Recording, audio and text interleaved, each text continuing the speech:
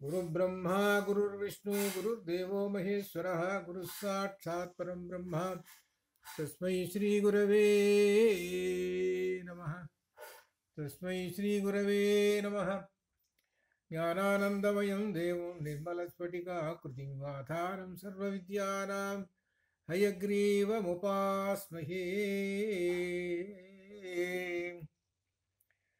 श्रुतिस्मृतिपुराणानाम् आलयं करुणालयं नमामि भगवत्पादं शङ्करं लोकशङ्करम्।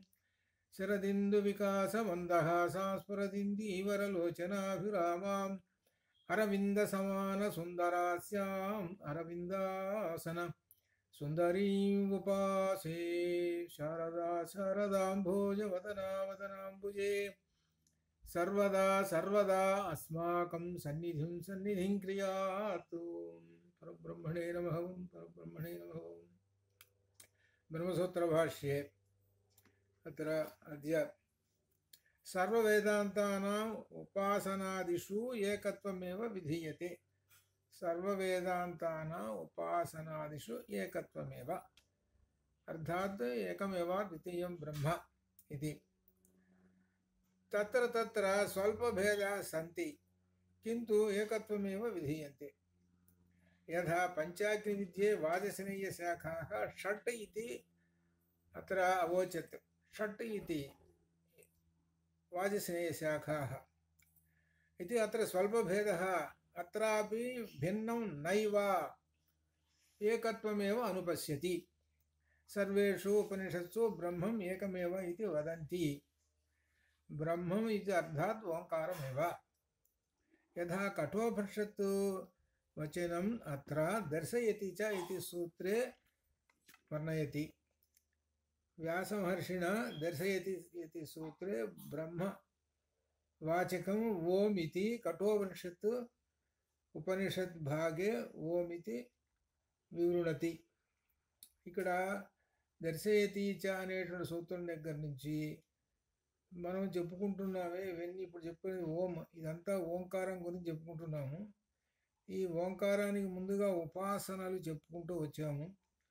ఈ వివిధ ఉపాసనలు గాయత్రి ఉపాసన, అలానే ఓంకార ఉపాసన, ఇట్లా రకరకాల ఉపాసనలు అన్నీ కూడా ఛాందోగ్యోపనిషత్తులో ఉన్నాయి. ఆ ఛాందోగ్యోపనిషత్తు అనుసరించి ఉపాసనలు, అది ఉపాసనమయం, అది ఛాందోగ్యోపనిషత్తు అని చెప్పి ఆ ఉపాసనలన్నీ ఏమిటంటే బ్రహ్మం గురించి. ఆ బ్రహ్మం ఏమనగా ఓం అని తెలుసుకోండి అని దర్శయతి చ అనేటువంటి ఒక సూత్రం ద్వారా వ్యాస మహర్షి మనకు అందిస్తున్నారు. దర్శయతి అంటే అర్థం అంటే ఉపనిషత్తులు అని అర్థం అనమాట. ఉపనిషత్తులలో దర్శించండి. ఏమి దర్శించండి? ఏంటంటే కనపడేది అంటే బ్రహ్మము ఏకత్వం అని కనపడుతూ ఉంటుంటుంది. ఇది తెలుసుకోండి. సమస్త వేదాలు ఉపనిషత్తులు అన్నీ కూడా బ్రహ్మం ఏకమేవ. వేదాంతంలోని బ్రహ్మ విద్య అంతా కూడా ఆ ఏకమేవ, బ్రహ్మము ఒక్కటే అనేటువంటి విషయమే చెబుతున్నాయి. అంతేగాని భిన్నము కాదు, వేరు వేరు కాదు అని స్పష్టంగా వేదాంతాలు చెబుతూ ఉన్నాయి అని చెప్పడానికి ఉదాహరణగా కఠోపనిషత్తులో ఉన్నటువంటి చెబుతున్నారు. కఠోపనిషత్తులో నచికేతుడికి యమధర్మరాజు బ్రహ్మంను గురించి చెబుతున్నారు. ఆయన ఏతద్యేవాక్షరం బ్రహ్మ అని కూడా నేను చెప్పుకున్నాం. అనగా ఈ బ్రహ్మం ఏమిటనంటే ఓంకారము అని చెప్పాడు. అది ఆ ఓంకారాన్ని గురించే ముందుగా చెబుతున్నాడు ఆయన ఈ మంత్రంలో. కఠోపనిషత్తు మంత్రం అన్నమాట ఇది. ఏంటి? సర్వే వేదా యత్ పదం ఆమనంతి.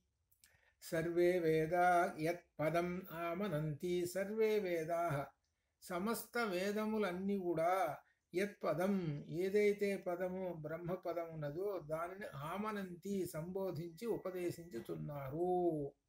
సర్వే వేద, సమస్త వేదములు అవే చెబుతూ ఉన్నాయి. ఇంకా విశేషం ఏంటంటే తపాంసి సర్వాణి చ యద్వదంతి. తపాంసి అంటే తపస్సులు. ఈ తపస్సులన్నీ కూడా అనుష్ఠిస్తూ ఉంటుంటారు. అనుష్ఠించేది దేనికి అనమాట? దీనికి బ్రహ్మముల గురించే అనుష్ఠించేది. ఏ తపస్సు చేస్తున్నా కానీ బ్రహ్మముని గురించే. ఇప్పుడు ఉదాహరణకి తపస్సు అనేటప్పటికల్లా చాలామంది ఆ ఋషులు కూర్చొని తపస్సు చేస్తుంటారు, కొన్ని సంవత్సరాలు ఇట్లా అని అనుకుంటారు, తపస్సు అని సహజంగా అనుకుంటారు. కానీ అది కేవలం అదే తపస్సు కాదు. ఇప్పుడు ఉదాహరణకి మనము ఈ బ్రహ్మసూత్ర భాష్యాన్ని అధ్యయనం చేస్తున్నాం అనుకో, ఇది ఒక తపస్సు ఇది. అలానే ఆ బ్రహ్మమును గురించి, ఆ పరమాత్మను గురించి కొంతమంది అర్చనలు చేస్తుంటారు, ఉపాసనలు చేస్తుంటారు, రకరకములైనటువంటి ఉన్నాయి. వీటన్నింటిని కూడా తపస్సులే అంటారు. ఈ తపస్సులన్నీ కూడా ఎవరిని గురించి అని అంటే బ్రహ్మము అని చెబుతున్నాడు. తపాంసి సర్వాణిచ, సమస్తమైనటువంటి తపస్సులు ఏమిటి బ్రహ్మముని గురించే అని వదంతి చెప్పుచున్నాయి.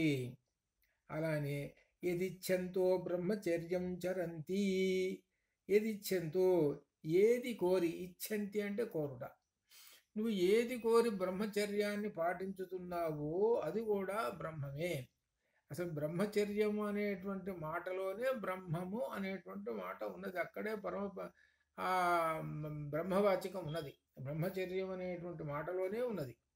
ఆ బ్రహ్మచర్యాన్ని ఆచరించటము అని అంటే అర్థం ఏమిటి అంటే, దీనిలో ఏంటనమాట, వేదాలు చదవటం మొట్టమొదట.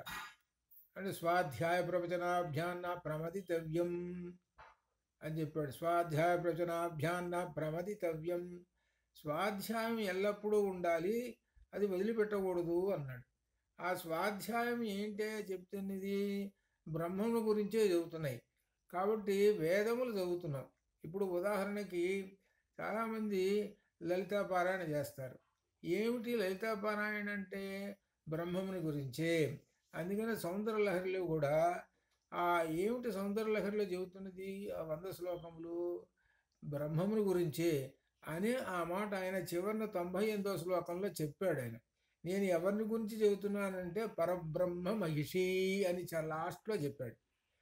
అది చాలామంది తెలియక ఇది అమ్మవారు అమ్మవారు అంటే, అమ్మవారు అనేటువంటిది మాట ఏంటంటే సౌండ రూపంలో మనం చెప్పుకుంటేది. అసలు ఎవరు అని అంటే మూలము పరబ్రహ్మము.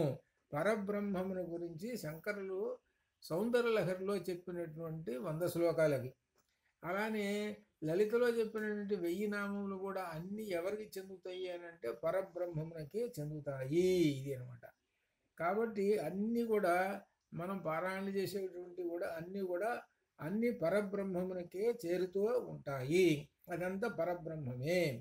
ఆ బ్రహ్మముని గురించి తెలుసుకునేటువంటి ఆ ఆశ్రమం ఉన్నది చూశారు. ఆశ్రమం అంటే ఆశ్రమ ధర్మాలు 4 ఉన్నాయి. 4లో మొట్టమొదటిది బ్రహ్మచర్య వ్రతం.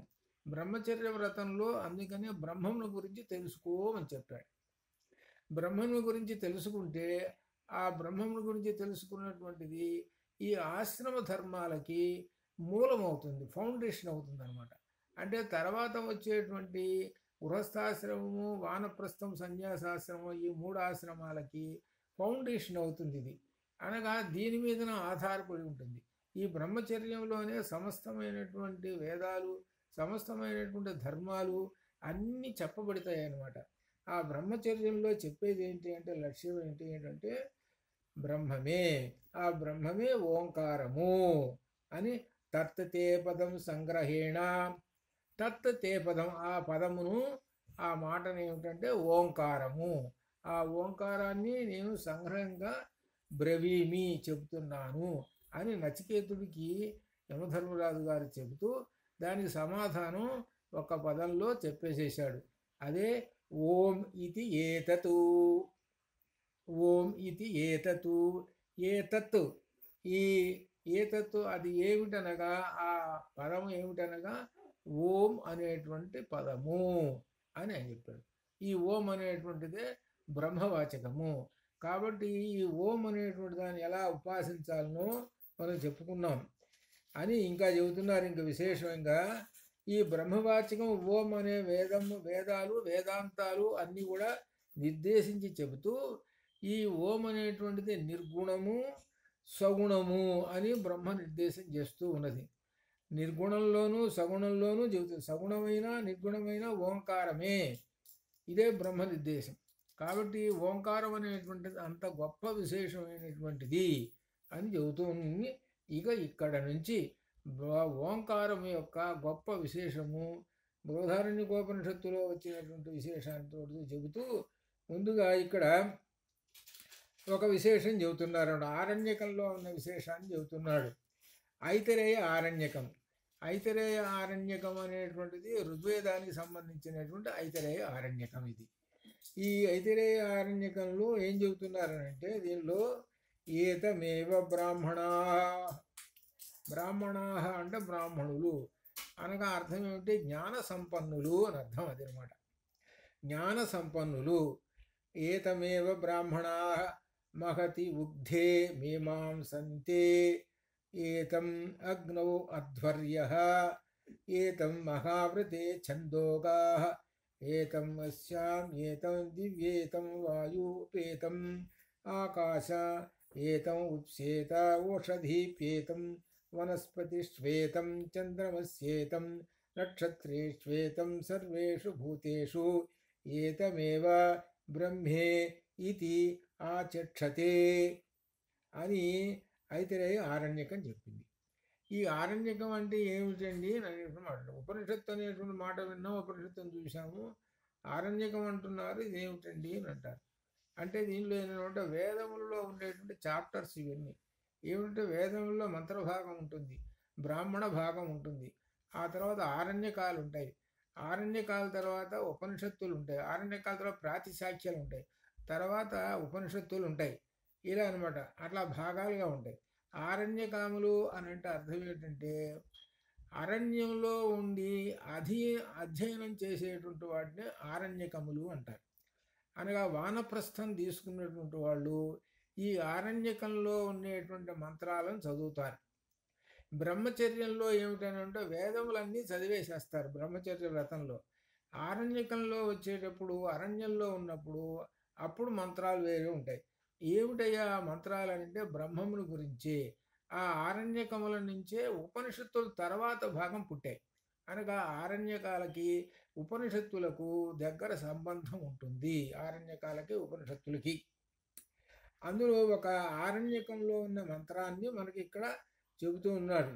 ఏం చెబుతున్నారంటే ఈ బ్రహ్మాన్ని గురించి బ్రాహ్మణులు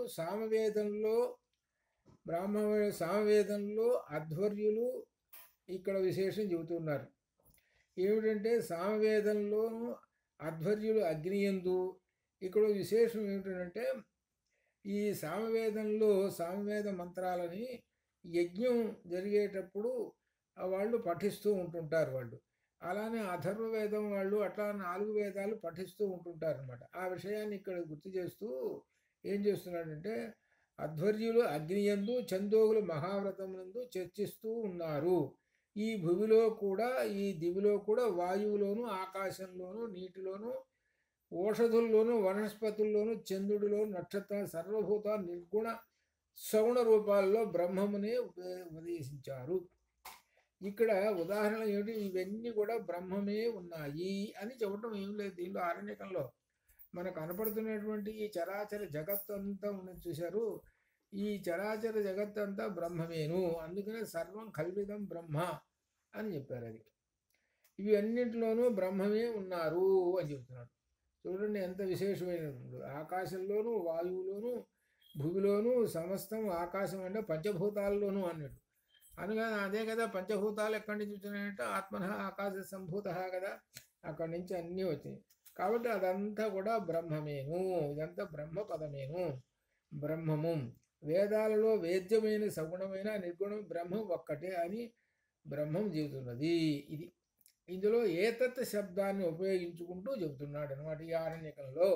ఏతమేవా, అలానే ఏతమేవా, ఏతం ఏతం ఏతం ఏతం ఏతత్ శబ్దమును ఉపయోగించి చెబుతున్నాడు.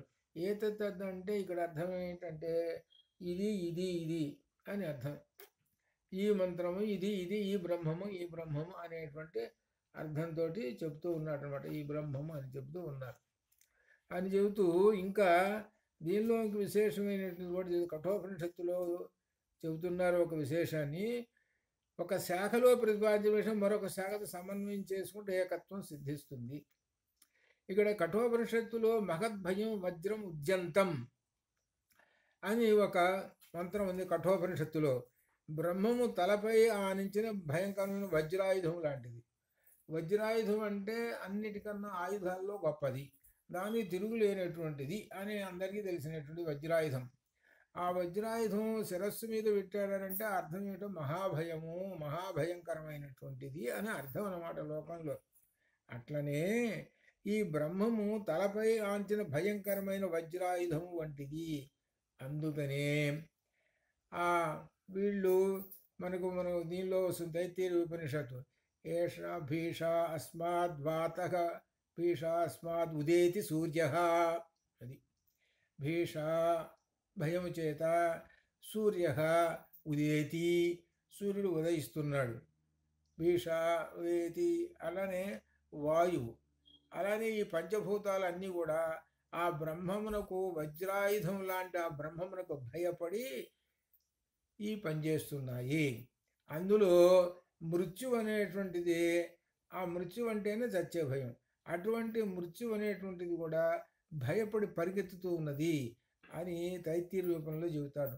మృత్యుర్ధావతి పంచమం అని చెబుతాడు. పంచమం అంటే ఐదవది అనమాట. అట్లా వరుసగా ఈ బ్రహ్మమునకు భయపడి ఈ సమస్తము పని చేస్తూ ఉన్నాయి, కర్మలు చేస్తూ ఉన్నాయి. అంటే ఎందుకు చెబుతున్నారనంటే వీటన్నిటికన్నా పైన బ్రహ్మము అనేటువంటి వాడు ఉన్నాడు. ఆ బ్రహ్మము చెప్పినట్లుగానే చేయాలి. ఆ బ్రహ్మం చెప్పినట్లుగానే చేయకపోతే వజ్రాయుధం ఆయన చేతిలో ఉన్నది అని అంతటిది అనమాట భయం అనమాట. అనగా బ్రహ్మము అంటేనే భయపడాల్సింది, బ్రహ్మానికి భయపడాలంటే ఇంకా దేనికి భయపడాల్సిన పని లేదు అనేటువంటి అంతటి అర్థం అనమాట. అదే అనమాట. అందుకని మహద్భయం గొప్ప భయము, వజ్రం ఉద్యతం ఆ వజ్రాయుధాన్ని ఎత్తినటువంటి ఆ బ్రహ్మం ఉన్నాడే, ఆ బ్రహ్మాన్ని చూసి భయపడాలి అని అర్థం అనమాట. అనగా అందరికన్నా చాలా గొప్పది, అంతకన్నా మించినటువంటిది ఇంకా లేదు బ్రహ్మము కంటే.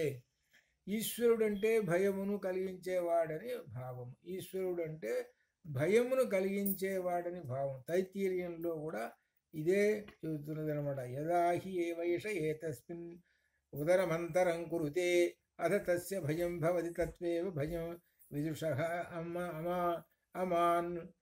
అమన్వానస్య. నేను వేరు పరమాత్మ వేరు అని భేద దృష్టి ఇక్కడ చెబుతున్నారు. అనగా ద్వైతం అన్నమాట. ఏంటనమాట? నేను వేరు, ఆ భగవంతుడు వేరు, ఆ పరమాత్మ వేరు అనే భేద దృష్టితో చూస్తారో వారికే ఈ ఈశ్వరుడు పరమాత్మ భయాన్ని కలుగజేస్తాడు. ఇది ముఖ్యంగా అందరూ తెలుసుకోవాల్సినటువంటిది. ప్రస్తుత కాలంలో ఈ విషయం చాలామందికి తెలియదు. వాళ్ళు ఏమనుకుంటారనంటే దేవుడు అంటే వేరు, మనం అంటే మామూలు మనుషులు, దేవుడి దగ్గర చాలా ఉంటాయి, మనకి ఏది కావాలంటే అది ఇస్తాడు, అందుకని మనం కొబ్బరికాయలు కొడతాము, అందుకని మనం కళ్యాణాలు చేస్తాము, అందువలన అది చేస్తాము ఇవి చేస్తాము. కాబట్టి దేవుడు అనేవాడు వేరే ప్రత్యేకంగా ఎక్కడో కూర్చొని ఉంటాడు, మన కంటికి కనపడడు. బొమ్మ రూపంలో ఆ గుళ్ళో కూర్చున్నాడు, ఈ బొమ్మ రూపంలో పట్టణంలో కూర్చున్నాడు, విగ్రహాలలో కూర్చున్నాడు. కాబట్టి ఈ మంత్రాలతో అనుకుంటుంటే ఆ దేవుడు ఏదో మనకు కాబట్టి ఇస్తుంటుంటాడు అనేటువంటి భావంతో ప్రస్తుత కాలంలో అందరూ కూడా చేస్తున్న పనే అది. అట్లా అనమాట. అందరూ చేస్తున్నారు. వెంకటేశ్వర స్వామి ఉన్నాడు, మొక్కుంటారు, ఏదో అవుతుంది, ఏదో కాదు, అయినా కాకపోయినా కొంతమంది వెళ్ళొస్తుంటారు దేవుడు. చాలామందిని అడిగినా ఏం చెబుతారండి, దేవుడు వేరు, మనిషి ఏముంది, ఇదేముందండి, దేవుడి దగ్గర ఎన్ని ఉన్నాయో చెప్పలేని ఉన్నాయి, మనకి ఏవో ఇస్తాడని. అంటే అర్థం ఏమిటి? దీనిలో ఏం చెబుతున్నాడు అనమాట, నీవు ఎవరో తెలుసుకోకుండా ఉన్నటువంటి అజ్ఞానంలో ఉన్నావు, అవిద్యలో ఉన్నావు. అందుకనే కఠోపనిషత్తు అవిద్యానామంత దానిలో చెబుతా, అవిద్య దంద్రమ్యమాణాహ అని ఒక చోట ప్రత్యేకంగా చెబుతుంటారనమాట. అనగా ఏంటి? అవిద్య అనేటువంటి కోపంలో ఉండిపోయినటువంటి వాడు ఈ బ్రహ్మమును తెలుసుకోలేడు. కాబట్టి అవిద్య నుంచి బయటికి రావాలి. అదే మనకు సౌందర్యలహరిలో అవిద్యానామంత తిమిరమిహిరద్వీప నగరి అని చెప్పి వచ్చింది, అది సౌందర్యలహరిలో వచ్చింది అది. కాబట్టి అవిద్య ఉన్నంతకాలం. కాబట్టి అవిద్య తొలగిపోయింది అని అంటే నేను వేరు పరమాత్మ వేరు అనేటువంటి భావన లేకుండా అభేద దృష్టి, అనగా నీవే బ్రహ్మము. అందుకని అహం బ్రహ్మాస్మి అని చెప్పింది. అహం బ్రహ్మాస్మి, నేను బ్రహ్మమును అనేటువంటి అభేదభావం తెచ్చుకోవాలి. అదే తత్వమసి, అభేదభావం. కాబట్టి భేద దృష్టి అనేటువంటిది చూస్తే వాడికే భయం కలుగుతుంటుంది. భయం ఎవడికి కలుగుతుందంటే భేద దృష్టితో చూసేటువంటి వాడికి. పరమాత్మ వేరు, నేను వేరు అనేటువంటి భావం ఉండకూడదు. అంతా ఒకటేను, నాలోనే పరమాత్మ ఉన్నాడు, ఆ పరమాత్మయే హృదయ కోశంలో ఉన్నాడు. అయితే ఏంటంటే ఆ హృదయ కోశంలో ఉన్న పరమాత్మ జీవాత్మ. ఆ జీవాత్మ యొక్క జీవత్వం పోయినప్పుడు ఆ ఆత్మ, ఆ పరమాత్మ స్వస్వరూపాన్ని పొంది తాను మోక్షాన్ని పొందుతాడు. ఎక్కడో లేడు, నాలోనే ఉన్నాడు అని తెలుసుకునేటువంటి వాడే అభేద దృష్టి.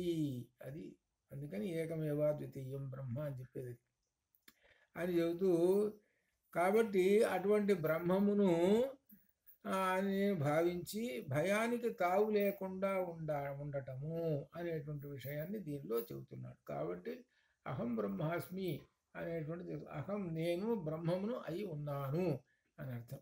అంత విశేషం మన శరీరంలో. అందుకని మనకు మంత్రపుష్పం చెబుతుంటారు, ఆలయాల్లో చెబుతుంటారు.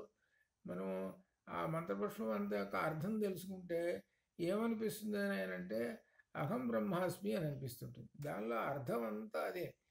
మనలో ఉన్నటువంటి ఆ బ్రహ్మాన్ని తెలుసుకోండి అని చెబుతున్నారు. అది అని ఇంకా చెబుతున్నారు. ఇంకా వైశ్వానర ఉపాసన వాజస్నేయులు, ఛందోగులు ప్రస్తావించారు. అయితే వాజస్నేయ బృహదారణ్యకోపనిషత్తులో చెప్పిన వైశ్వానరుని సామవేదీయ ఛందోగులు అఖండ స్వరూపం బ్రహ్మముగా, అంటే చిన్న చిన్న స్వల్ప భేదాలు ఉన్నాయి, అవి పట్టించుకోవాల్సిన పని లేదండి అని అన్ని చెప్తున్నారు. అంతే, ఏం లేదు దీనిలో. ఎందుకంటే ఈ ఉపనిషత్తులు చెప్పే వాటిల్లో కొన్ని కొన్ని చోట్ల చిన్న స్వల్ప భేదాలు ఉంటాయి. స్వల్ప భేదాలు ఉన్నా కానీ అవన్నీ కూడా ఒకదానికే చెందుతాయి, ఏకమేవా ద్వితీయం బ్రహ్మకే వెళ్ళిపోతాయి అని కూడా దీనిలో చెబుతున్నటువంటి విశేషం అన్నమాట. కాబట్టి ఎన్ని శాఖాభేదాలు ఉన్నా కానీ చివరికి అవన్నీ మర్చిపోయి ఏకత్వాన్ని తెలుసుకోండి, అదే ఏకమేవా ద్వితీయం బ్రహ్మ అనేటువంటి చెబుతున్నది. రెండు కాదు, ఒకటే బ్రహ్మము. ఆ ఒక్కటే అనే మాటనే ఋగ్వేదంలో ఏకం సత్తు అని చెప్పారు. వేదంలో మొట్టమొదటి వేదంలోనే ఏకం సత్తు విప్రాహ బహుధా వదంతి, బ్రహ్మము ఒక్కటే. అయితే విప్రాహ అంటే జ్ఞానులు బహుధా అనేక విధములుగా వదంతి చెప్పుతున్నారు. ఏంటో ఇంద్రం, యమం, వరుణం, అగ్నిం. ఇంద్రుడని అంటున్నారు ఆ బ్రహ్మాన్ని, అగ్నిదేవుడు అని అంటున్నారు, వరుణదేవుడు అని అంటున్నారు. ఇట్లా సమస్త దేవతల పేర్లతోటి చెబుతూ ఉన్నారు. అది కానీ ఆ బ్రహ్మమునకు అన్ని పేర్లు పెట్టుకున్నారనమాట. ఏంటి? ఈ సగుణ రూపాన్ని ఉపాసన చేసుకోవటంలో ఇంద్రుడనే సగుణ రూపము, అలానే అగ్ని అనేటువంటి ఇట్లా ఈ విధంగా అందుకోసం చెప్తున్నారు సగుణ రూపంలో. కాబట్టి ఆ బ్రహ్మమును ఒక్కటే అని తెలుసుకో అని మనకు ఋగ్వేదం కూడా చెప్పింది. అందువలన ఇంతటితోటి ఈ ప్రకరణంలో ఆ బ్రహ్మం ఒక్కటే అనేటువంటిది చెప్పేసేసారు. ఇది చెప్పిన తర్వాత ఇంతవరకు వచ్చిన దాన్ని ఉపసంహారం చెబుతున్నారు దీనిలో. ఈ ఉపసంహారం దీనిలో చెబుతున్నది ఏమిటంటే, దీనిలో ఉపసంహారం అంటే అన్వయము అని అర్థం. అది ఈ గుణములన్నీ అన్వయం చేసుకోండి అని. దీనిలో ఉపసంహార అర్థభేదాత్ విధిశేషవత్ సమానేచ. ఇక్కడ దీనిలో ప్రయోజనం లేని భేదం లేకపోవడం, విధిశేషవత్ విధిశేషం వలన ధర్మాలకు వలనే సమానమైన దాని యందు ఉపసంహార గుణములను ఉపసంహారం చేయదగు. ఏంటంటే కర్మకాండలో ప్రయోజనములో భేదం లేకపోవడం వలన ఒక శాఖలో చెప్పిన విధి విశేషాలు మరొక శాఖలు ఎక్కువగా ఉన్నా తక్కువగా. ఇక్కడ ఏమిటి? శాఖ అనే ఒక మాట వేశారు ఇక్కడ. ఈ శాఖ అంటే ఏంటంటే వేద శాఖలు ఉన్నాయి. అనంతావై వేదాహ, అనంతావై వేదాహ. ఈ వేదములు అనంతములు చాలా ఉన్నాయి అని అన్నారు.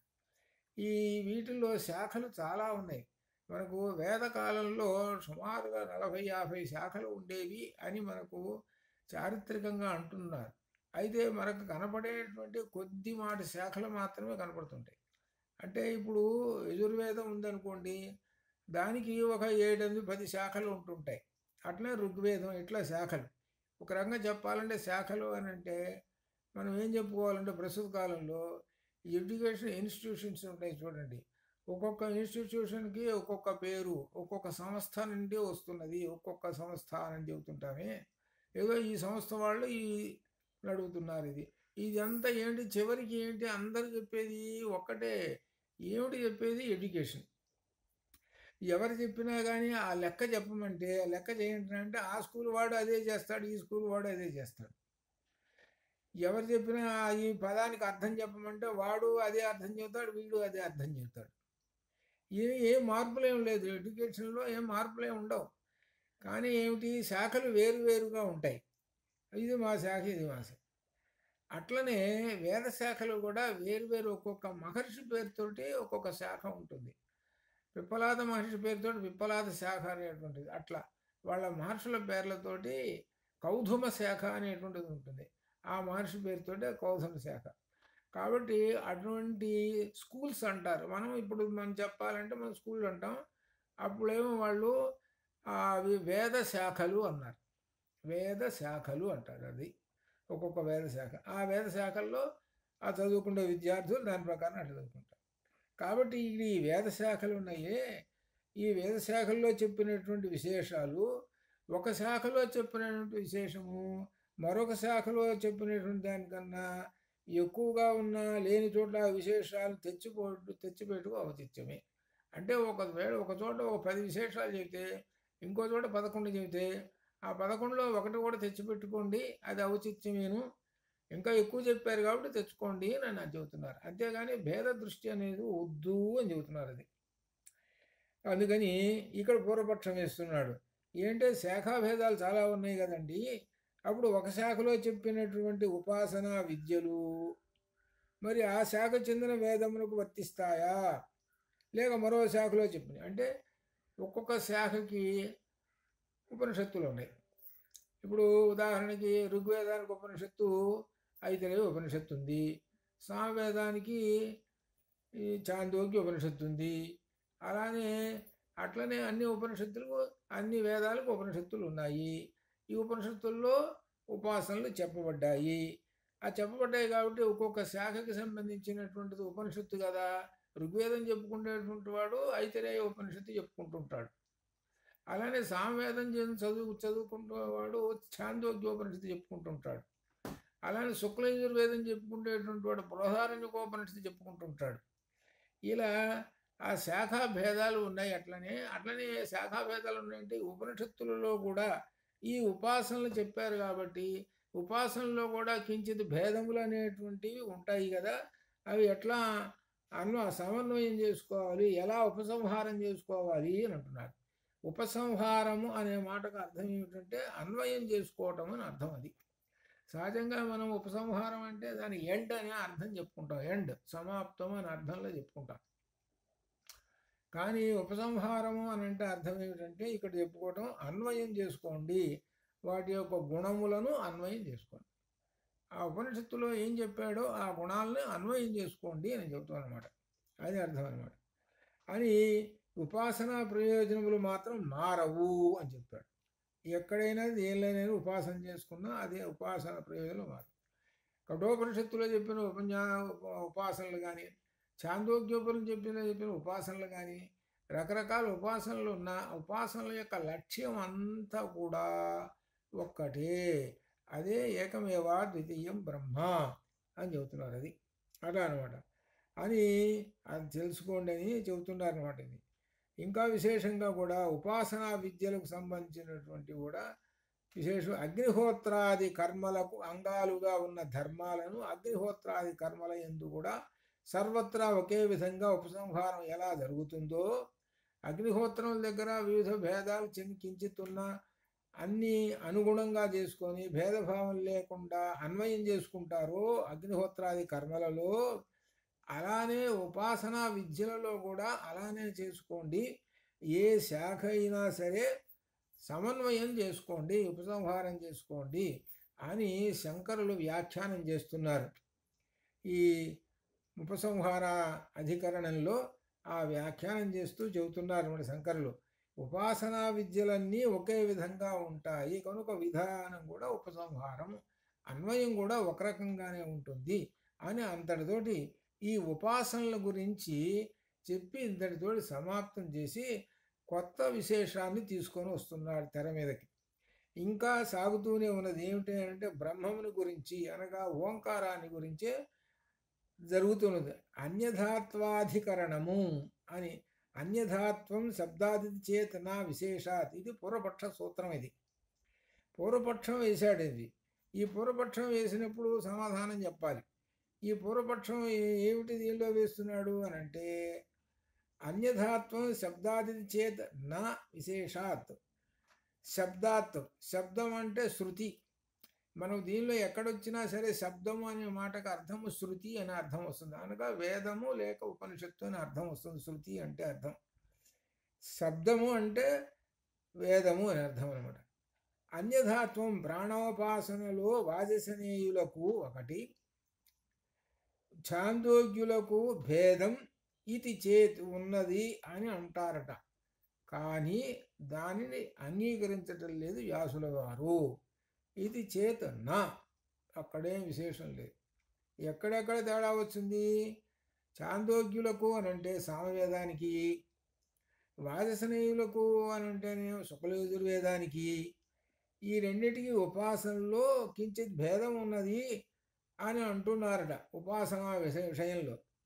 దాది ఏమీ లేదండి అని వ్యాసుల వారు అంటున్నారు. కనుక ప్రాణోపాసన వాజసనేయులకు ఛాందోగ్యులకు కూడా ఒకే విధంగా ఉన్నది అని శృతి చెబుతున్నది అని చెబుతున్నాడు. ప్రాణోపాసన ఇద్దరికీ ఒకటేనండి అని చెబుతున్నారు. ప్రాణోపాసన ఇక్కడ ఒక విశేషం రాబోతున్నది. ఇప్పుడు చెప్పబోయేటిగా రాబోయేదంటే వివరంగా లోతుగా వెళుతున్నాడు అనమాట. ఈ బ్రహ్మముని గురించి లోతుగా వెళుతున్నారు. ఇది మనకు ఛాందోగ్యమును తర్వాత బృహదారణ్యకోపనిషత్తులు రెండింటిని ఇప్పుడు మనకు రంగం మీదకి తీసుకొస్తున్నారు. ఈ రెండింటిని, ఈ రెండిట్లో చెప్పినటువంటి ఓంకారాన్ని ఉద్గీధము అంటారు. ఉద్గీధము అంటారు. ఉద్గీధము అని అంటే బిగ్గరగా గానము చేయునది అని అర్థం అనమాట. అనగా ఆ ఓంకారాన్ని పలకటం అనమాట. అది అలా పెద్దగా పలకాలన్నమాట. అది అప్పుడు దాన్ని ఉద్గీధము అంటారు. అది ఇది ఇప్పటి నుంచి ఒక కథగా చెబుతూ వస్తున్నాడు. ఈ ఓంకారం యొక్క అనగా బ్రహ్మం యొక్క గొప్పతనాన్ని గురించి ఒక కథగా కూడా వస్తున్నది. ఏమిటంటే దీనిలో బృహదారణ్యకోపనిషత్తులో దేవతలు రాక్షసులకు యుద్ధాలు జరుగుతూ ఉన్నాయి. యుద్ధాలు జరుగుతున్నప్పుడు దేవతలు రాక్షసులు యుద్ధాలు చేస్తున్నారు. ఒకసారి దేవతలు గెలుస్తున్నారు, ఒకసారి రాక్షసులు గెలుస్తున్నారు. ఇలా యుద్ధాలు జరుగుతూ ఉన్నాయి. ఇది మనకు పురాణాల్లో కూడా కనపడుతూ ఉంటుంటుంది అన్నమాట. ఇది అయితే ఇక్కడ ఏమిటి యుద్ధాలు? దేవతలు రాక్షసులు అనేటువంటి వాళ్ళు ఎవరు ఏమిటి అంటే, ఈ దేవతలు రాక్షసులు ఎవరో లేరండి, మనలోనే ఉన్నారు దేవతలు రాక్షసులు. అది ఎలా ఉన్నారు, ఏ రూపంలో ఉన్నారు, ఎట్లా వాళ్ళు ఎట్లా క్రియలు చేస్తున్నారు అనేటువంటి విషయాన్ని ఇక్కడ ఒక కథా రూపంలో చెబుతూ ఉన్నారు. ఇది ఏమిటంటే మన శరీరంలో మనకు జ్ఞానేంద్రియాలు 5 ఉన్నాయి. 5 జ్ఞానేంద్రియాలు, ఒకటి మనస్సు, మొత్తం 6 ఇంద్రియాలు. ఈ 6 ఇంద్రియాలు ఉన్నాయి అనుకో, అవి సాత్విక వృత్తులైనచో అవి దేవతలు. అదేనమాట, అవందరి దేవతలు. ఇప్పుడు కన్ను, నాలుక ఇవన్నీ ఉన్నాయనుకో, అవి దేవతలు. అనగా జ్ఞాన ఇంద్రియములు అని పేరు పెట్టారు. అసలు వాటికి ఇంద్రియములు అనే మాటకు ముందు జ్ఞాన అని పెట్టారు. అనగా జ్ఞాన ఇంద్రియములు అంటే, జ్ఞాన అంటే అర్థం ఏమిటి? పరమాత్మను గురించి తెలుసుకునేటువంటి జ్ఞానము ఆ 5టికి ఉన్నది అని అర్థం. అది పరమాత్మను తెలుసుకోవటానికి ఒక 5 ఇంద్రియాలు పరమాత్మ మనకు పెట్టాడు. నన్ను తెలుసుకోవటానికి మీకు ఒక 5 ఇంద్రియాలు ఇస్తున్నాను, ఆ 5 ఇంద్రియాలతో నన్ను తెలుసుకోండి. కాబట్టి జ్ఞాన ఇంద్రియములు అని మనం అంటాం వాటిని. ఆ జ్ఞానేంద్రియ కళ్ళని, నాలుకని, ఇవి ఎట్లా. తర్వాత ఇకపోతే వాగాది కర్మేంద్రియాలు ఉన్నాయి. కర్మేంద్రియాలు అంటే చేతులు కాళ్ళు ఉన్నాయి కదా, ఇవి వాక్పాణి పాదపాయములు అనేటువంటి కర్మేంద్రియాలు ఉన్నాయి కదా. ఈ కర్మేంద్రియాలు ఉన్నాయి. ఇవేమిటి? రజస్తమో వృత్తులైనవి కర్మేంద్రియాలు. రజః తమః అనగా రజోగుణము తమో గుణముతోటి ఉంటాయి ఈ చేతులు కాళ్ళు, ఇవి ఈ కర్మేంద్రియాలు. ఈ జ్ఞానేంద్రియాలేమో సాత్విక వృత్తితోటి అంటే సత్వగుణంతో. 3 గుణాలు ఉన్నాయి, సత్వరజస్తమో గుణాలు ఉన్నాయి. సత్వరజస్తమో గుణాల్లో సత్వగుణానికి సంబంధించిన ఏమో జ్ఞానేంద్రియాలు, కర్మేంద్రియాలేమో రజస్తమో గుణాలకు సంబంధించినటువంటివి ఇవి. వీటిని రాక్షసులు అన్నారు. ఈ కాళ్ళు చేతులు ఉన్నాయి చూశారు, ఇవన్నీ రాక్షసులు, వీటిల్లో ఉండేవి. ఈ కళ్ళు చెవులు అనేటువంటి వాళ్ళందరూ దేవతలు, ఇట్లా అనమాట. అయితే ఇలా పోలికతోటి చెబుతున్నారు. ఎందుకు పోలికతోటి చెబుతున్నారు, ఎట్లా ఏమిటి అనేటువంటి విశేషానికి వస్తుంటే చెబుతున్నాయి అనమాట. ఇది అనమాట ఏంటంటే ఇక కథ చెబుతున్నాడు అనమాట. దేవతలు రాక్షసులు అనేటువంటి వాళ్ళు ఎవరట? ఆ బ్రహ్మదేవుడికి కుమారులట, సంతానం. ఆ బ్రహ్మదేవుడికి యొక్క సంతానం అంటే ఒక రకంగా చెప్పాలంటే దీనిలో నారాయణ ఉపనిషత్తులో నారాయణ బ్రహ్మ జాయితే చెప్పిన తర్వాత ఆ నారాయణ అంటే అర్థం బ్రహ్మము అనుకోండి. ఆ బ్రహ్మం నుంచే ఏమొచ్చినాయి అని అంటే సర్వేంద్రియాణి చ అని వచ్చినాయి. సర్వేంద్రియాణి అన్నీ ఆ బ్రహ్మం నుండి ఇంద్రియములన్నీ పుట్టినయ్యి. అంటే ఇంద్రియములకు తండ్రి ఎవరనమాట? ఆ బ్రహ్మమేను అని అర్థం అనమాట. అందుకని ఆ సంతానం అనమాట ఇది. ఆ దేవతలు రాక్షసులు ఆ బ్రహ్మానికి సంతానం. అయితే వారిలో దేవతలు కొద్దిమంది, అసురులు చాలామంది. దేవతలేమో కొద్దిమంది ఉంటే అసురులు చాలామంది, రాక్షసుల సంఖ్య ఎక్కువగా ఉన్నదిట. ఈ కథ చెబుతున్నారు. వారు నిత్యము పరస్పరం రోజు యుద్ధం చేసుకుంటూ ఉన్నారు. అయితే ఈ కథ మొదలు పెడుతున్నాడు. ఏం జరిగిందట? మొట్టమొదటి దేవతలు ఏం చేశారట? ఉద్గీతము ద్వారా రాక్షసులు జయించాలనుకున్నారు. ఇది ఉద్గీతము ద్వారా రాక్షసులు జయించాలనుకున్నారు. ఉద్గీతము అని అంటే అర్థం ఓంకారం. ఆ ఓంకారం ద్వారా జయించాలని అనుకున్నారు. అనుకొని వాళ్ళు ఏం చేశారు? ఈ దేవతలు మొట్టమొదట జ్ఞానేంద్రియాల్లో వాక్కును పట్టుకున్నారు. వాక్కు అంటే ఏంటి? ఎక్కడి నుంచి వస్తుంది? నాలుక నుంచి వస్తుంటుంది వాక్కు. ఆ నాలుకను పట్టుకున్నారు. ఆ నాలుకను పట్టుకొని ఆ నాలుకని ఏమన్నారంటే, నీవు మా కొరకు, మా దేవతల కొరకు ఉద్గాత యొక్క కర్మను చేసి పెట్టుము. ఉద్గాత అంటే అర్థం ఏంటి? ఈ యజ్ఞం చేసేటప్పుడు నలుగురు ఉంటారు. దానిలో అధ్వర్యుడు అనేటువంటి ఆయన కూడా ఒక ఆయన ఉంటాడు. ఆయన యజుర్వేద మంత్రాలు చదువుతుంటారు. బ్రహ్మగా అథర్వవేదం ఆయన ఉంటాడు. అలానే ఉద్గాతగా సామవేదం ఆయన ఉంటాడు. వీళ్ళందరూ ఏం చేస్తారని అంటే మంత్రాలు చదువుతుంటుంటారు. ఒక ఆయనేమో బ్రహ్మగా ఉండి అంతా నడుపుతూ ఉంటుంటారు. సరే, ఇదంతా యజ్ఞం జరుగుతూ ఉంటుంటుంది. దానిలో వీళ్ళు మొట్టమొదట ఏం చేశారంటే దేవతలు ఎవరిని పట్టుకున్నారు అని అంటే సామవేదానికి సంబంధించిన ఉద్గాతను పట్టుకున్నారు.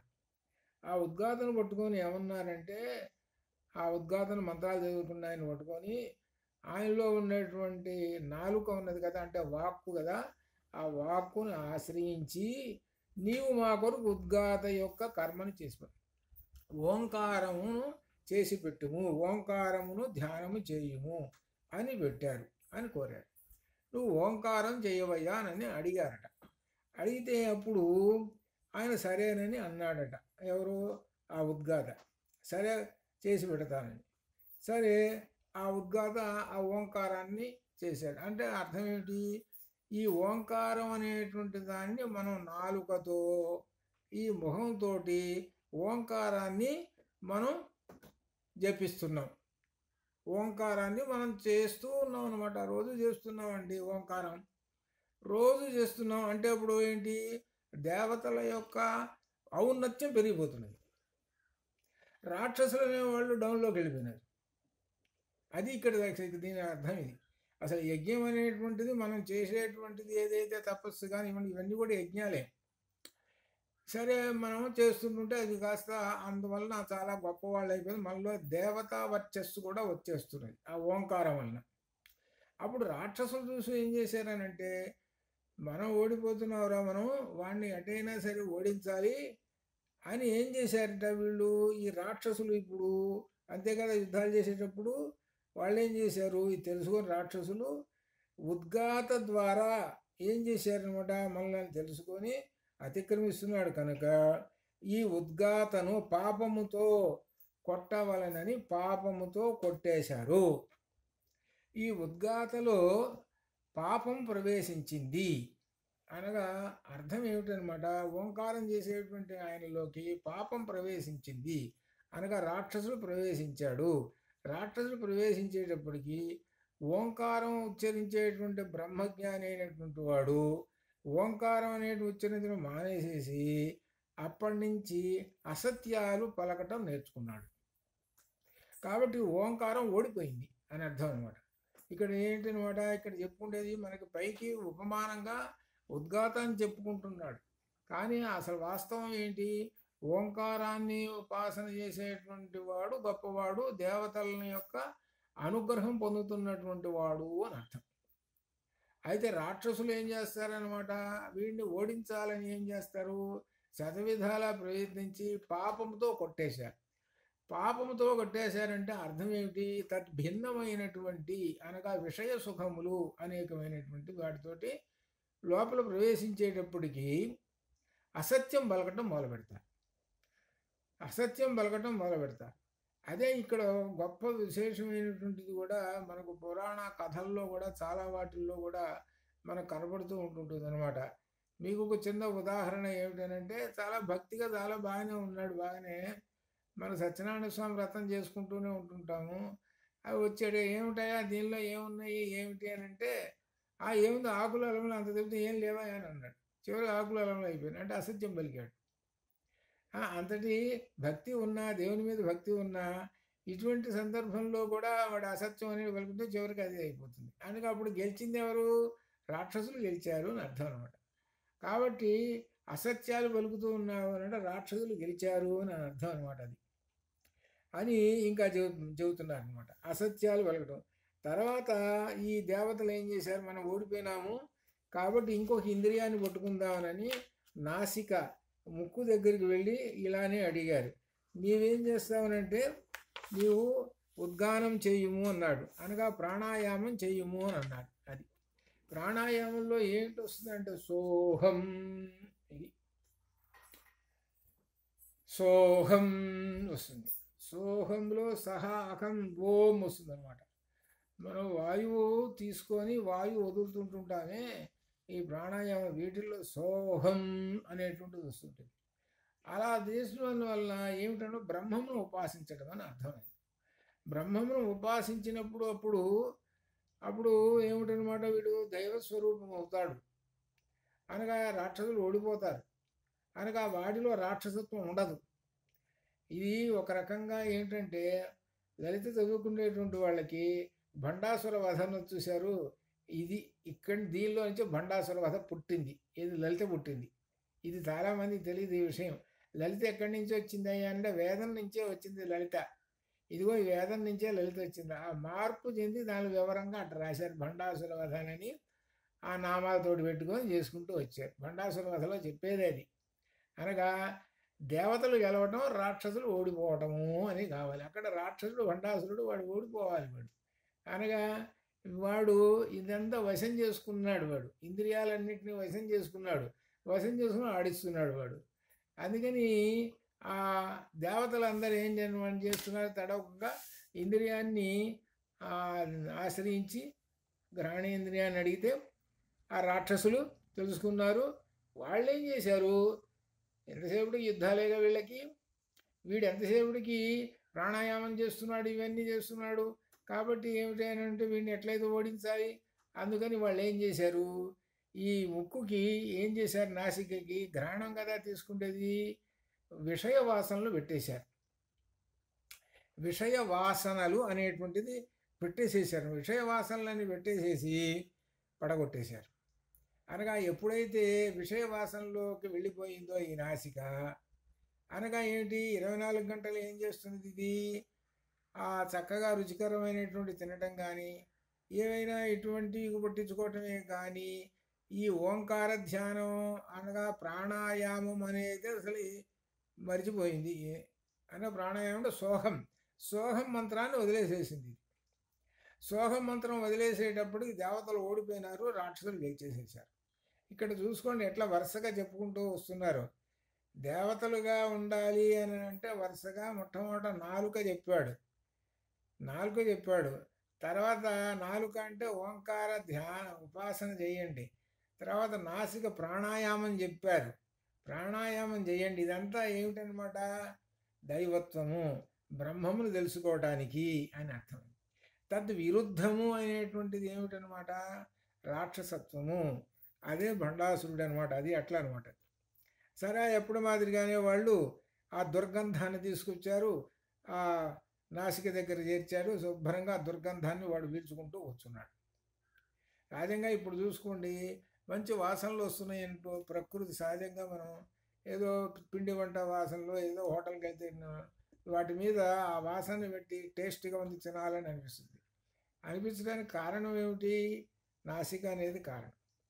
చాలా చక్కగా మంచి మల్లెపూల వాసన ఏదైనా వస్తుందనుకోండి, ఓహో చాలా బాగున్నాయి, అనుభవించుదాం అనేటువంటిది. ఎప్పుడు చూసినా కానీ ఇట్లా ఈ వాసనలతోటే ఉండటం, ప్రాణాయామం అనేటువంటిది మర్చిపోవడం. ప్రాణాయామంలో ఏం చెప్పాడు? వాయువుని పీల్చుకో అని చెప్పాడు. వాయువు అంటే ఆక్సిజన్.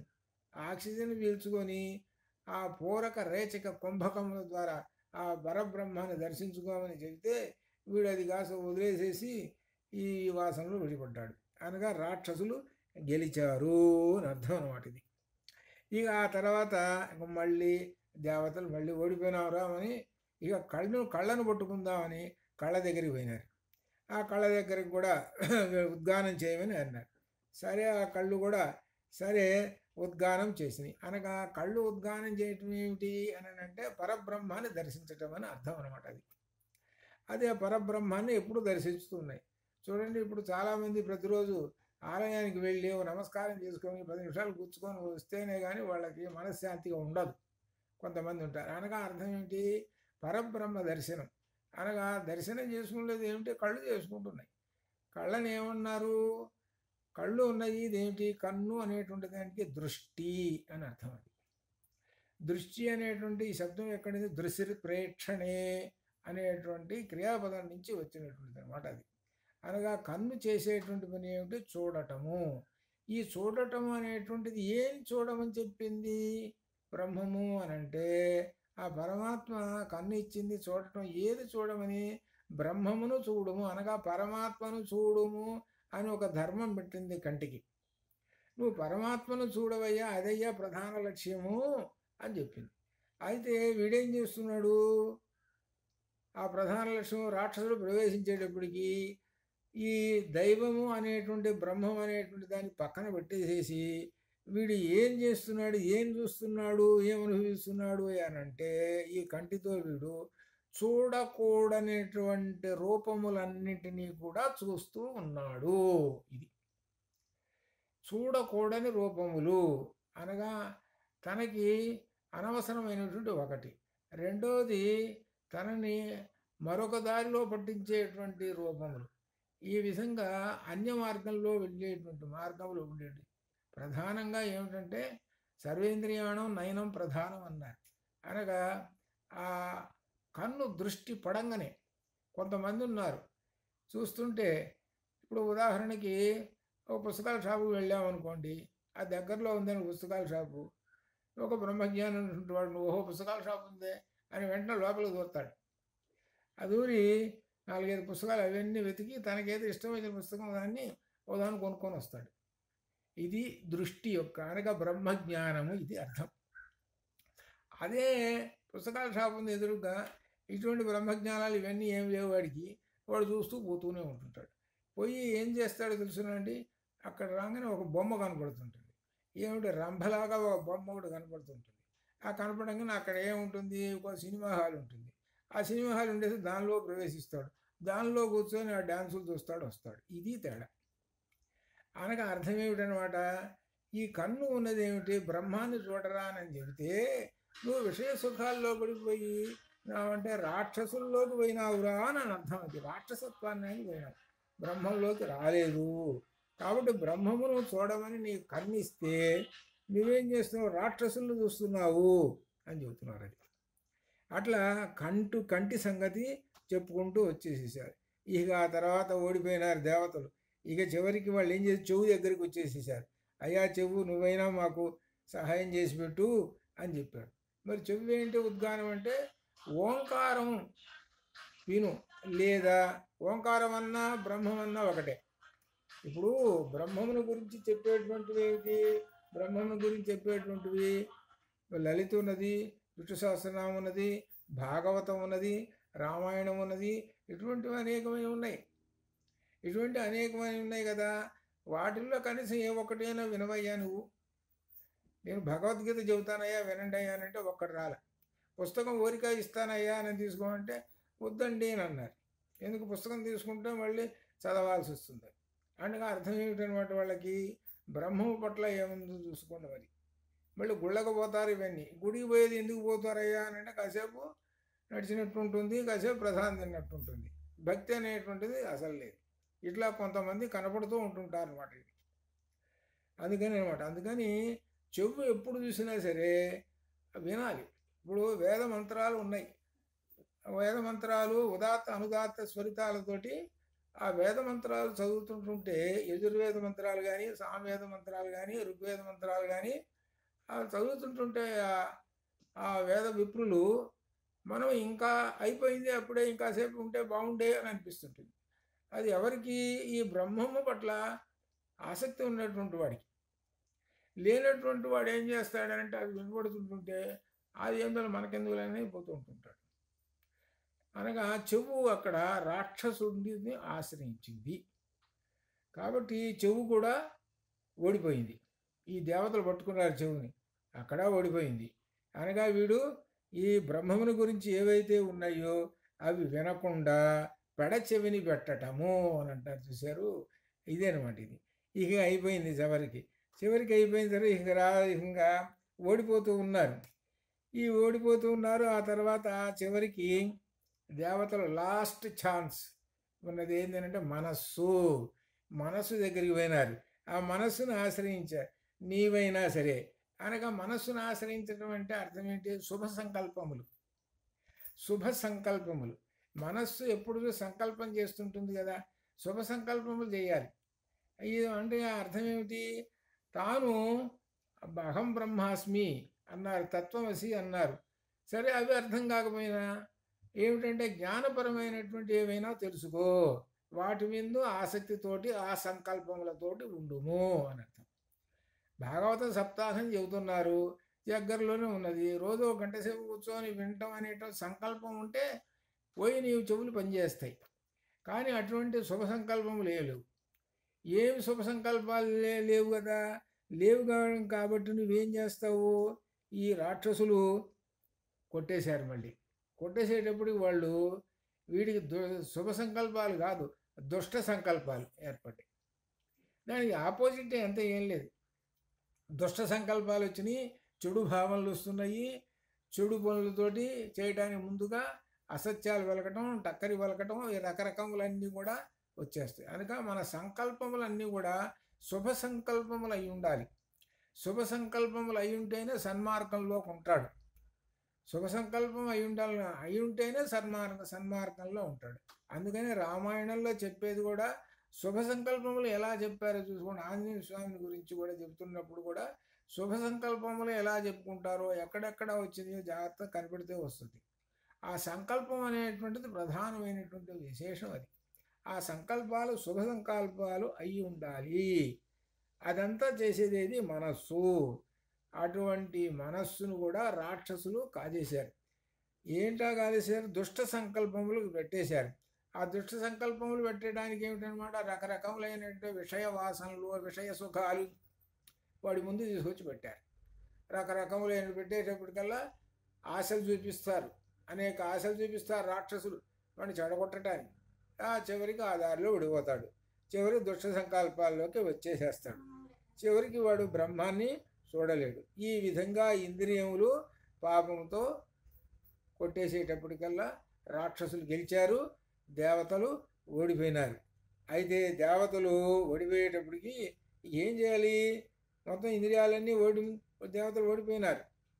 అనగా దేవతలు వాక్కు మొదలు ఇంద్రియాలను క్రమంగా ఉపాసించి కూడా మృత్యువుని జయించలేకపోయినారు. చివరికి దేవతలు, మనం ఇంతమంది వాళ్ళని అడిగాం, ఏవయ్యా వాక్కు నువ్వైనా నువ్వైనా నువ్వైనా అడుగుతున్నారు, కానీ చివరికి ఇవన్నీ ఇంద్రియాలు ఓడిపోయినాయి. ఉపాసించారు, పట్టుకున్నారు, ఓడిపోయినాయి. అనగా కొంతకాలం వాక్కుతోటి అదేదో పారాయణ చేశాడు, లేకపోతే ఓంకారం చేశాడు, కొంతకాలం చేశాడు, మానేశాడు. అలానే చెవులు ఉన్నాయి, ఏదో మంచి వినాలి కదా, ఏదో కొంతకాలం వినాలి, మానేశాడు. అంటే దాని అర్థం ఉపాసన పట్టుకున్న మధ్యలో మానేసేశారు. అనగా జీవితాంతం వీళ్ళకి చివరి వరకు కూడా వీళ్ళు దీనిలో ఉండరు, ఎప్పుడో అప్పుడప్పుడు కాస్త. అందుకని భగవద్గీతలో చెప్పాడనమాట, చివరిలో వెళ్ళిపోయేటప్పుడు ఎవరైతే మాం అనుస్మరన్ త్యజంతి దేహం, ఎవరైతే నన్ను అనుస్మరించుతూ ఈ దేహాన్ని వదిలిపెడుతుంటారో అని చెప్పారు. మరి అప్పటికొచ్చేటప్పటికేనంటే నువ్వు మొదల దగ్గర నుంచి అలవాటు ఉంటేనే కదా. అలవాటు లేకపోతే ఎట్లా ఏం చేస్తారు? అప్పటికప్పుడు నేర్చుకుందామంటే ఎట్లా? అప్పటికప్పుడు అనేటువంటి కుదరదు. అదేంటనమాట, ఎప్పుడో నిత్యం ఉండాలి. ఆ నిత్యము బ్రహ్మం వైపు దృష్టి ఉండాలి, ఇది అర్థం అని చెబుతూ చివరికి ఇక రాక్షసులు గెలిచారు, దేవతలు ఓడిపోయినారు కదా. ఇక అప్పుడు ఏం చేశారనమాట, చివరికి దేవతలు ఇక లాస్ట్ అండ్ ఫైనల్ లాగా అప్పుడు వాళ్ళు పెట్టుకున్నారు. ఏమిటంటే ముఖ్య ప్రాణం దగ్గరికి వెళ్ళారు. ఆ ప్రాణమును నిన్ను అడుగుతున్నాము, ఆశ్రయిస్తున్నాము, ఉద్గానం చేయమని అన్నారు.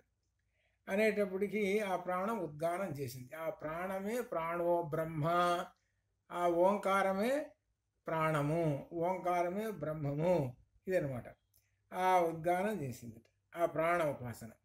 మనలో ఉన్నటువంటి ముఖ్య ప్రాణం అదనమాట. అయితే వీళ్ళకి రాక్షసులు ఎప్పటి మాదిరిగానే అలవాటు చొప్పున ఆ పాపంతో కొడదామని ఆలోచన చేసుకున్నారు, అంతే, కొట్టలేదు కూడా, ఆలోచన చేసుకున్నారు. వెంటనే వాళ్ళు ముక్కలైపోయినారు. ప్రాణోపాసన చివరికి ఏం చేస్తున్నారు? ప్రాణోపాసన వలన రాక్షసులందరూ కూడా వెళ్ళిపోతారు. కాబట్టి ఇక్కడ వరుసగా ఇంద్రియాల దగ్గర నుంచి నెక్స్ట్ ఒక్కొక్క స్టెప్ తీసుకుంటూ వచ్చి చివరికి ప్రాణోపాసన దగ్గరికి రండి అని చెబుతున్నారు. ఇది ఆ ప్రాణాన్ని ఉపాసన చెయ్యండి. ఆ ప్రాణం అనేటువంటిది ఏమిటంటే ఎటువంటి దోష సంబంధములు లేవు. ఎవరు దోష సంబంధములు లేనటువంటిది బ్రహ్మము, ప్రాణో బ్రహ్మ. ఆ ప్రాణో బ్రహ్మమే ఓంకారము, అదనమాట. కాబట్టి ఆ ప్రాణోపాసన బ్రహ్మోపాసన చేయండి, ఓంకారోపాసన చేయండి అని చెబుతున్నారు. వాక్కు మొదలగు ఇంద్రియములందు విషయాసక్తి అనే దోషములు ఉండటం వలన వాక్కులో విషయాసక్తులు అనేటువంటి దోషాలు, ఆ దోషాలు చేరడానికి అవకాశం ఉన్నది. ఈ ఇంద్రియాలకు ఒక అవకాశం ఉంది. ఏమిటంటే దోషాలు ప్రవేశించడానికి అవకాశం ఉంది. ఎందుకంటే ఈ చరాచర జగత్తులో దోషాలు అనేకమైన కనబడుతుంటుంటాయి కదా, ప్రవేశించడానికి అవకాశం ఉంటుంది. కానీ ఇక్కడ విశేషం ఏమిటంటే ఈ బ్రహ్మములో, ఓంకారం అనేటువంటి బ్రహ్మములో ఏమీ ప్రవేశించలేవు. ఈ నిర్గుణమైనటువంటి బ్రహ్మము, ఈ నిర్గుణమైన బ్రహ్మంలో ఏమీ ప్రవేశించలేవు అని చెబుతూ ఈ విధంగా ఉద్గీతం అనేటువంటి సామవేదాన్ని చెప్పి ఆ విధంగానే ఆ ముఖ్య ప్రాణాన్ని చెప్పారు. ఆ ముఖ్య ప్రాణోపాసన చేసినట్లు ఈ వచనం అథ అయ ఏవాయ ముఖ్య ప్రాణగా తమ ఉద్గీతం ఉపాసాం చక్రిరే అని ఈ విధంగా చెప్పారండి. తర్వాత పూర్వపక్షం వేస్తున్నాడు. ఇంకా ఒకసారి మళ్ళీ తర్వాత మనం చరణం చేసుకొని మనం తర్వాత రేపు దీన్ని కొనసాగిస్తూ ఉంటాము. అంతవరకు శుభం భూయాత్. ఓం పూర్ణమదః పూర్ణమిదం పూర్ణాత్ పూర్ణముదచ్యతే